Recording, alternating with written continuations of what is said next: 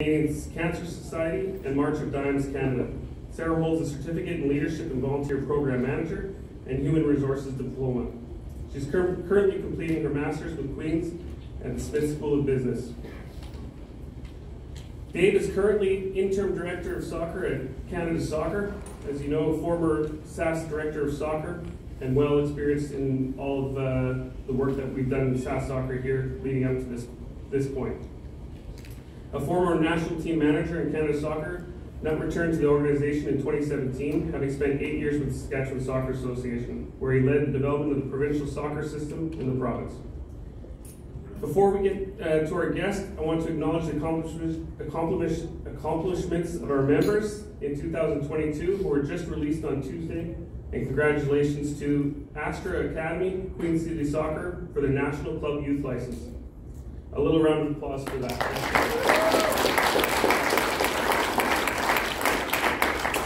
We'd also like to recognize our member level 1 and 2 soccer clubs. We have, popping up on this side here, Saskatoon Youth Soccer Incorporated, Valley Soccer on achieving Member Association Level 1, and Yorkton United Football Club on achieving Level Member Association 2.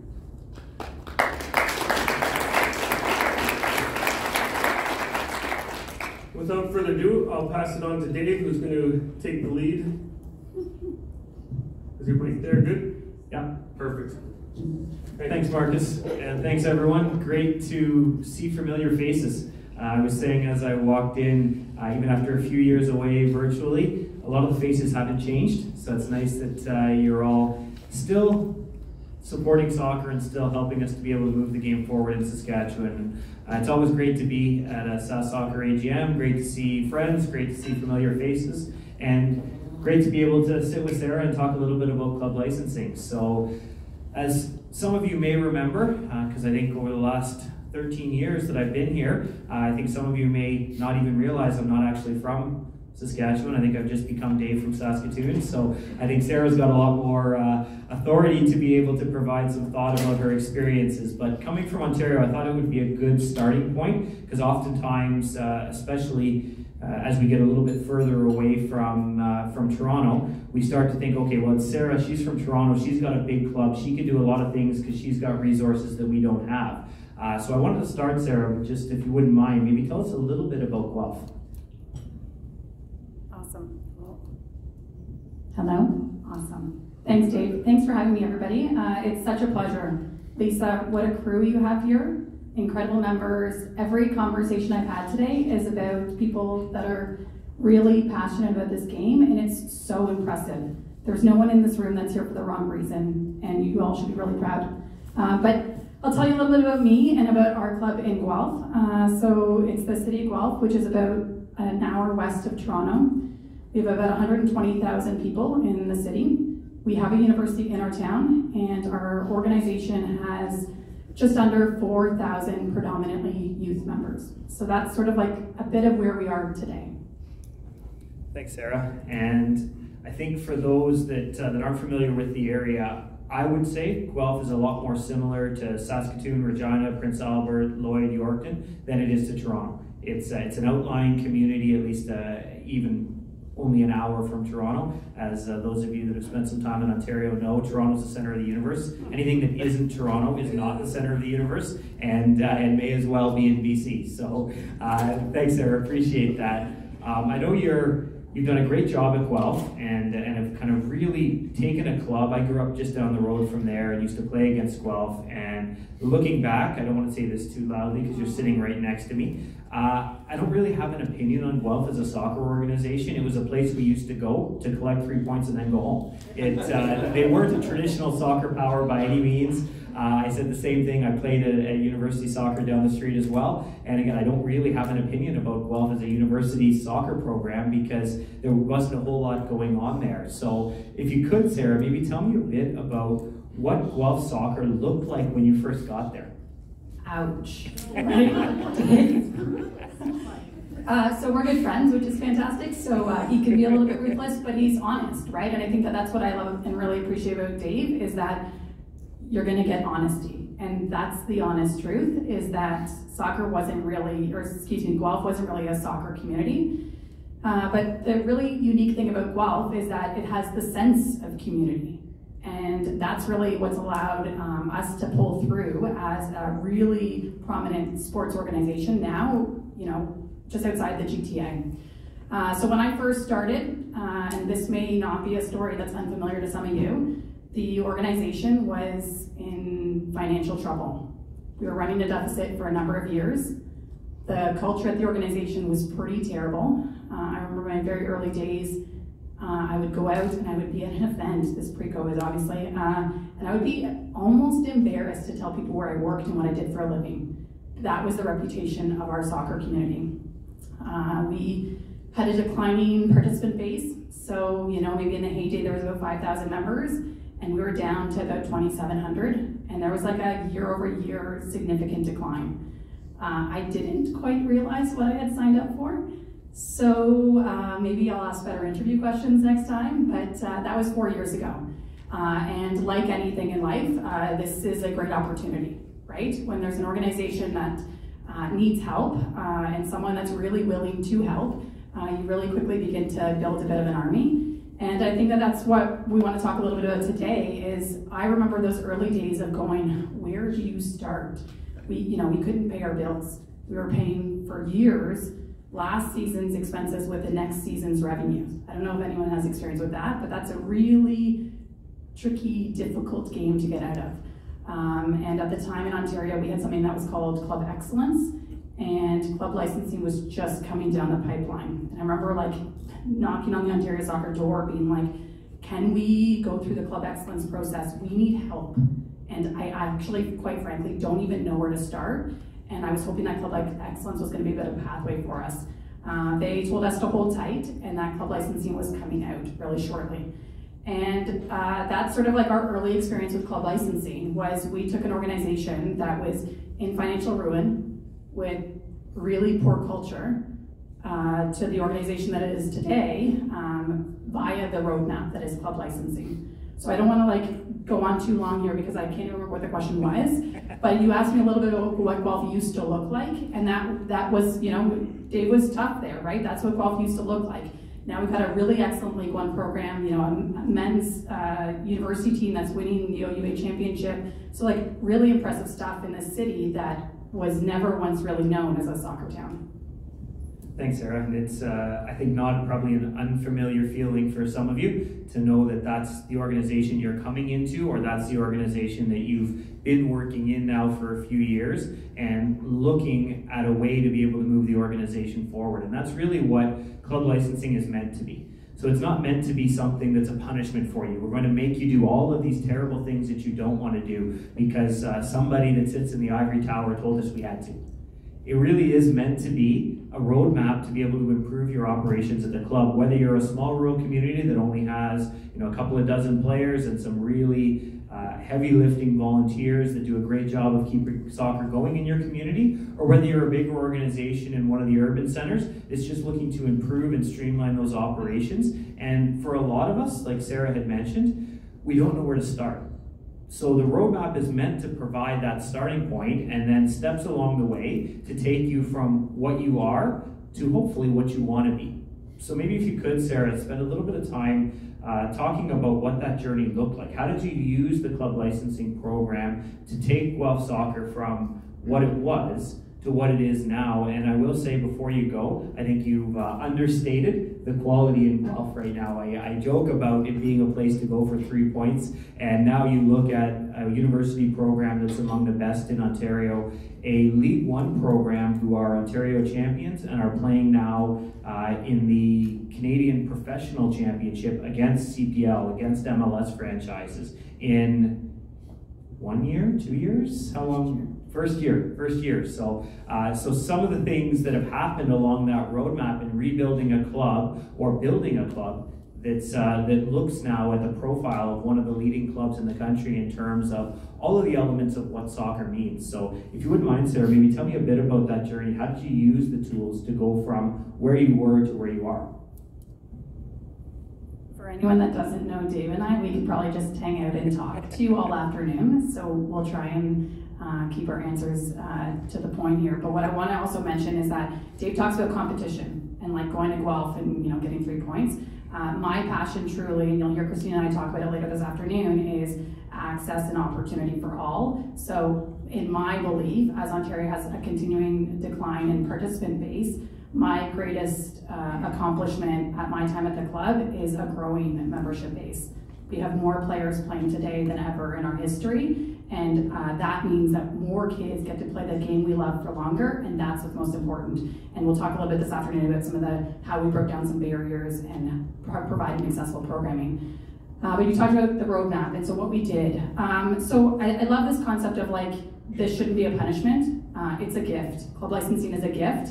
And I encourage everyone to reframe. So if you've sort of gone, oh God, not club licensing again, look at it as a gift. Because if there was ever a question or a wonder as to like, can I go to my board, or can I encourage change?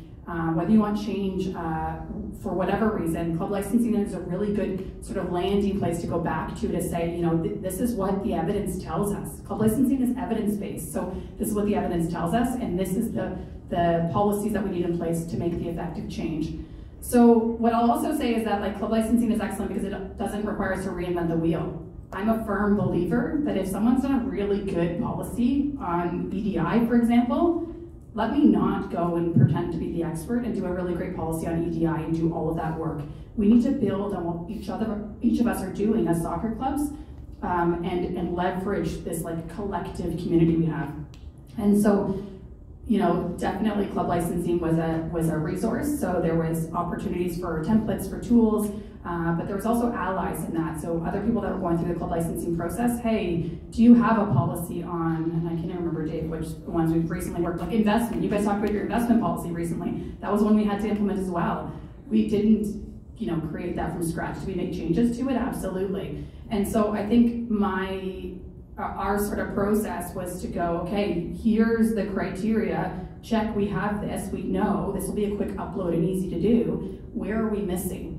And then a really quick work plan on who's responsible and accountable for those missing pieces, and bringing everyone to the table to like push it along. And I think the greatest thing is like competition, when we win, we feel good, right? That we're soccer people, we like to win. We also enjoy other types of accomplishments, and getting your club licensing status, like some of you have today, or last week, I guess, Tuesday, is a really great accomplishment. And that's often a collective effort among your club, not an individual effort, or there's not one team winning something. That is the entire organization winning something, which is, I think, what's so great about it. Thanks, Sarah, that's great, and appreciate the kind words. One of the key things, I think, within the program, and again, that transition point from punishment and these boxes that needs to be checked to development tool and something that's going to help us become the best possible organization that we can. For me, one of the important pieces is living those documents, those policies, those approaches that you've documented. How have you gone about doing that and measuring the things that have changed in Guelph? Living is hard, for sure. And what I'll say is that it is a process, and it's an evolving process, that it's a constantly checking back to go, what's working, what's not. But I think that there's a lot of pieces that we have in place now that we probably wouldn't have had it not been for club licensing, because we wouldn't have really prioritized it. But we were like, well, the next review process is coming up. Let's make sure these pieces are in place. And it's a lot of things that we don't think about that we actually need. And then when crisis or challenge hits, we're really glad that they're there, right? So it's those support documents. And when I think about sort of quality soccer provider being mandatory in the near future, yeah, like that's definitely, we should all not be complaining about having to check these boxes in terms of like safe sport, right? Like I think everyone in the room can agree that like we don't want to compromise there. Like we can all get our heads wrapped around the fact that like safe sport is the most important thing to us. But then as organizations, we have the opportunity to choose, like, hey, how far do I want to climb here, right? And how competitive do I want to get in terms of, reaching for more and doing more. You talked a little bit with living. I'm not really sure I'm answering your question, but I think that you're always living it, right? And I think that all the documents you have or the processes that you include, just you almost don't even realize that you're living it, because you're like, well, that's just what we do with the organization now. That's great, and that's, I think, one of the other things when we were building the program was we wanted to help create, develop, and promote tools that are going to improve you as organizations. So things like a code of conduct to protect children, a rule of two policy, having business plans and operational plans like I was just talking about with Ryan. All of these things that maybe we haven't thought about or we haven't had time to do that are necessary to drive your organization forward. So I'm going to ask Sara probably the most important question, and the one that probably a lot of you want me to ask. So you're not, I don't think anyway, the biggest club in your district. You're not. We are now. Are now, okay. We are now, yeah. You're not the biggest city in your district. You are not the highest licensed club in your district. There are two other, as a point of reference, two other organizations in the district that are National Youth Club license holders, play in the OPDL. So you're not attracting players because you offer a level of competition that isn't available in other areas. So that's not the growth strategy. How have you done it? How have you gone when the trend across the country in all sports is a decline in participation? How have you reversed that? How have you managed to get more people on the field than you've ever had before? So membership growth is one of my most passionate topics, and I think that it's something that people are always asking, like, how do we do this, right? And I think when we talk about club licensing and its impact on membership growth, we talk about things like how it makes our programming more inclusive and accessible, right? There's some baseline standards that some things are just not okay, right? And we need to make sure that we hold ourselves to those values and to those standards. And I think our community has really respected that. So there's been a lot of interest in the fact that, so one of my favorite phrases is culture is what you accept in an organization. And we want to make sure that our members know the type of culture that we want to have. Let's grow the game we love for more kids, right? Longer. And I say kids, I know there's some adult groups, tons of adult programming in Saskatchewan. It's amazing. I have a stutter every time I say Saskatchewan. I don't know why, so hopefully you're not videoing that. I'm not sure if this gentleman here is videoing my stutter on Saskatchewan. Gosh, don't put it on Twitter. But we talk about membership growth. Okay, so what are we doing? We're really listening to our membership. We're understanding our demographics a lot. How are the demographics changing? We program lots and often to women and girls, no question, and we'll talk a little bit about that this afternoon. But we also have a really strong interest in how immigration is changing our country, our province, and our community, and understanding what that pathway to play looks like. Because when I'm, speaking with a friend that's relatively new to Canada and they say, my child, I don't want them to play club soccer, I'm recognizing that there's a barrier already simply in the language of club soccer. So how are we helping these people navigate the system? I spoke to Christina the other day, or yesterday maybe, and mentioned the fact that inflation is a real thing. The cost of everything is rising. We were fortunate enough through the pandemic to have a surplus. We've reduced the fees on a number of our programs. We know how hard the pandemic's been to a lot of our families, and we never want cost to be a barrier. So financial assistance programs, but also generally making your programs as affordable as possible, as inclusive as possible, as safe as possible, and that's really growing the game. We've also, and you guys are incredible with community-based stuff, and I think that's just the nature of your geography. But when you get to bigger cities, and maybe Regina and Saskatoon can understand this a little bit more, what we tend to do is go really centralized programming. We go, kids need to play on this size of field. Yes, club licensing, of course, that requires it. But how do we offer diversified programs? So we have what we call a neighborhood soccer program. And that's really like the community soccer program that is walkable, busable, bikeable. Whereas a lot of our other programs you have to drive to. So really understanding our demographic, knowing what they want, and then trying to cater to that, and that's really helped us grow our game. And obviously, like I mentioned before, culture is what you accept in an organization, so making sure that we have values and we stand for them, and we make sure that people are involved, stand for our values as well.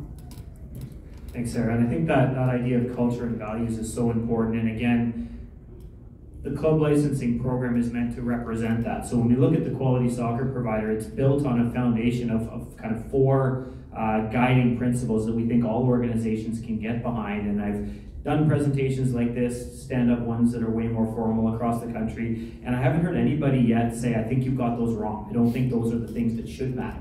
So it's about making it safe. As Sara said, we can't negotiate on the safety of children, especially right now. 2022, we need to make sure that we're doing everything that we can to create safe environments. We need to make sure they're accessible, inclusive, and welcoming. So can we get kids playing the game? Once they're there, can they feel a part of what they're doing? And can we make it as inclusive as possible, so allowing people to participate in the way that makes sense to them?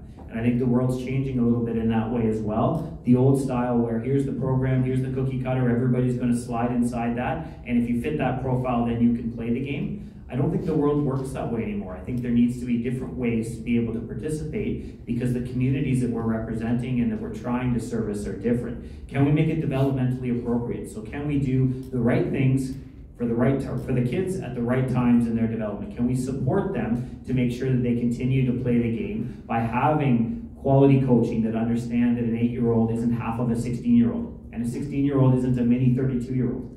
They have different stages of development, and they different supports and different engagement as a part of that process. And I've got a little story I coach, some of you I coach against, under 11 girls B division in Saskatoon. So not highly competitive, not highest level of play. We play well enough, and I'm really pleased with the progress we've made with our little team. But we've got 13 girls that absolutely love to be together. And for me, that's the most important thing, and that's the part that I'm most proud of. Not that we won some games or our passing's way better than it was at the beginning of the season. And we played our last game of the season on Wednesday, and did our little wrap-up. Everybody was so excited. And we went to the change room, and those from Saskatoon know we share change rooms. So we went in, and the Big Scary Men's team was in there. And there was one of the guys I play against and said, hey, you guys must have done really well. You were so excited after the game. The girls were bouncing off the walls. That must have been a celebration of a big win. And I said, no, we lost 3-1.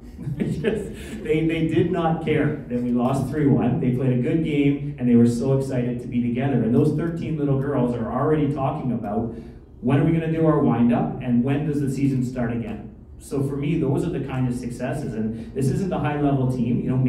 Maybe one of them will play for Canada someday, or play for the University of Saskatchewan and be able to represent us proudly. But my goal would be that those 13 are the foundation of a senior league team sometime, and they're playing in whatever division they end up fitting all of them, but that they're such good friends that they continue to play. So creating that accessible, inclusive, and welcoming environment to be a part of something through developmentally appropriate coaching. Yes, I want those kids to get better, but drilling them on technique is probably not going to have them come back next year and want to play in the summertime. So creating that environment where they can celebrate. We may not win the most games, but we've got the best cheers. We're definitely the loudest, and we definitely jump around the most on the sidelines. So I'm proud of all of those things. And then the last piece to that is making sure that we keep it fun. So focus on what matters. Because ultimately, there was just actually brand new research that I saw on Tuesday from University of Quebec at Montreal. They did some research on what's most important to kids to play. And it's great because it's Canadian research and it's new and it's in soccer. But it reinforces all of the things that we already know. So the most important thing, the reason why kids love to play, and they did research, this part I thought was really great. They did research on single A, they have hockey terms in Quebec for soccer. So single A, they did AA, AAA, and then they did PLSQ, which is their semi-professional environments. So they researched all of them, and across the board, all of those environments. The number one reason why kids play, or why people play, because they did 35s and over as well, is it's fun. Number two, good coaching. Those were the 1 and the 2 reasons. Winning, they surveyed 8. Winning was, which I found this really interesting, even in the pro environment, winning was number 8 out of 8 about why people play. Kids environment, it was 7 out of 8. And I know we've got some people that have played at a lot higher level than I have. So Mr. Holness, who if he does put it on social media, he probably has between 35 and 40 followers as a Saskatchewan legend.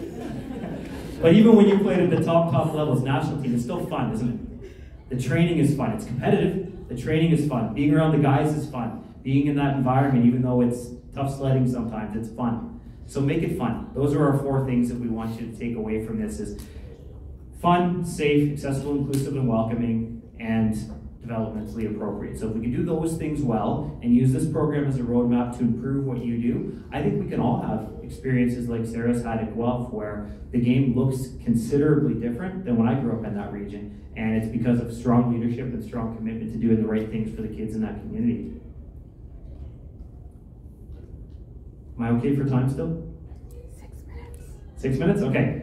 You want to see if there's any questions, or is there anything you wanted to add on? No, the only thing I was going to add there was about barriers, and a couple people have heard me talk over the last day or so, is the fact that when we talk about and process new ideas, often my question in return is it adding new barriers or is it removing barriers? And so really making sure that we're removing barriers to participation in play, because that's what increases participation rates as well. So absolutely, I love the fact that we've touched on fun. Sometimes we forget as people that are like leading the game in high stress, situations to have a bit of fun, but it's a constant reminder for me and my team as well of like, are we enjoying ourselves even in the office, right? Never mind on the field. Christine, I know that you're having a lot of fun right now back on the field.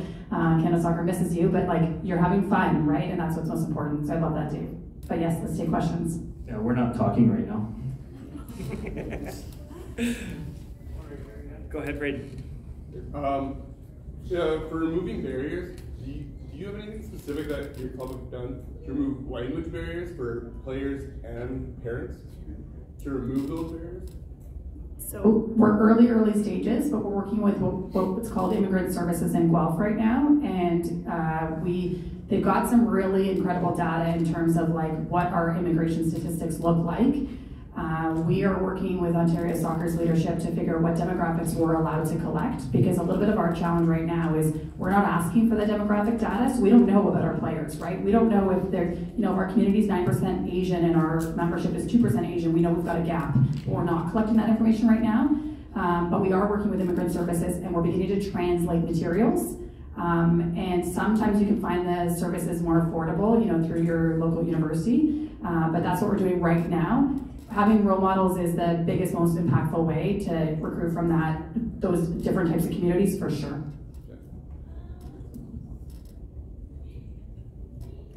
Regarding your community soccer program you talked about, how do you choose what area to basically offer that program in? That's a great question.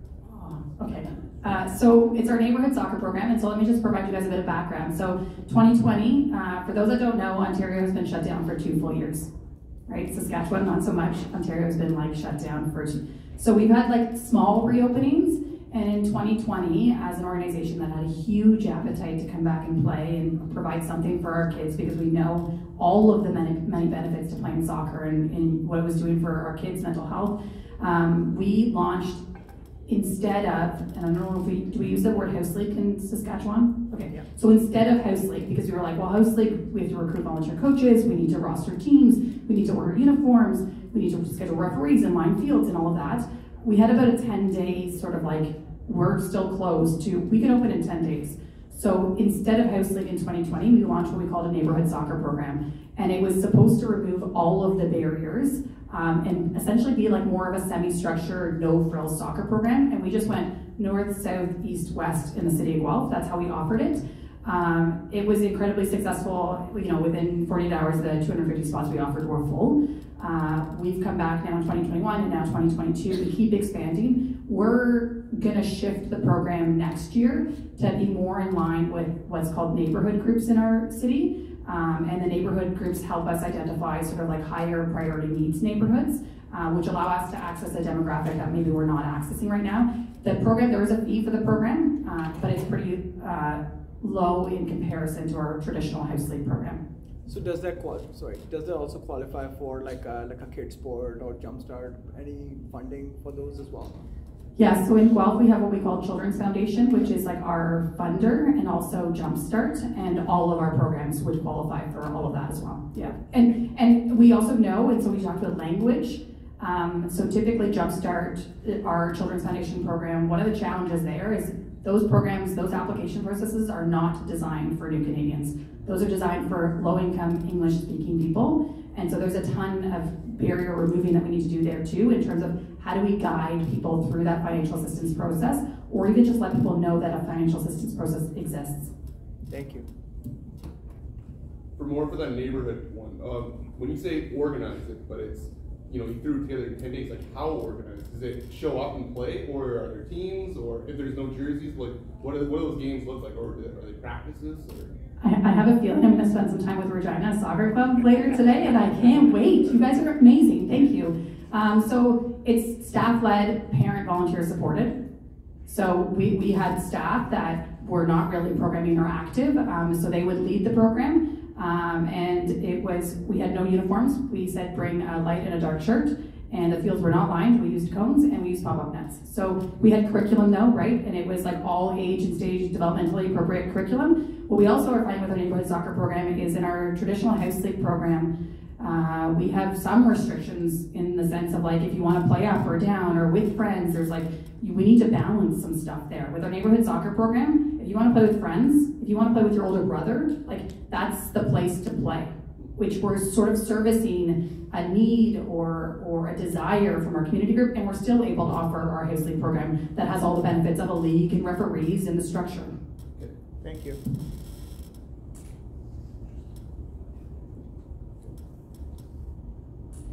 Okay. Thanks, Sara. Appreciate you sharing some expertise and some information about Guelph's journey. As she said, I'm sure we could do this all day, and I would be more than happy and love to, and would love to be able to take some more questions, but I think we're running short on time here, so we'll turn it back over to Marcus, and thank you. Good questions, and appreciate your time and attention, and thanks to Sara for being with us and for bringing her expertise.